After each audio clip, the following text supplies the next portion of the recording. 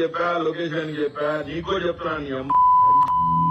జగన్మోహన్ రెడ్డి జోలికి వస్తే నా కొడుకు చంద్రబాబు నాయుడైనా వాడమ్మ నా కొడుకు వాడయ్య ఖర్జూర్ నాయుడైనా లోకేష్ గాడైనా నా కొడకల్లారా రాత రాసిన భగవంతుడు మిమ్మల్ని కాపాడాడు. రాసి పెట్టుకోండి.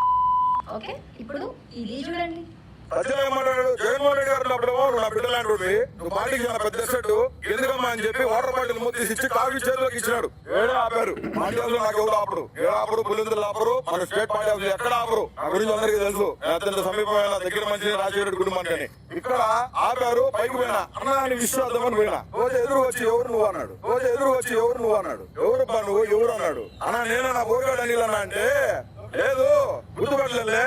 అందరూ వచ్చి ఏమ్మ తమ్ముడు బాగున్నావా అని చెప్పి అందరూ రామజీ పోతున్నారు. నువ్వు గుర్తుపట్టలేను. నువ్వు రమ్మంటే నేను పార్టీ హౌస్ వచ్చింది. ఎందుకు వచ్చినావు అమ్మ అన్నాడు. పార్టీ హౌస్ లో నీకేం పని అన్నాడు. పార్టీ హౌస్ లో నీకు ఈ రోజు నుంచి రావద్దని చెప్పి ఏమర్థమైంది? కర్మ ఈజ్ ఎ బూమరాంగ్. ఈ రోజు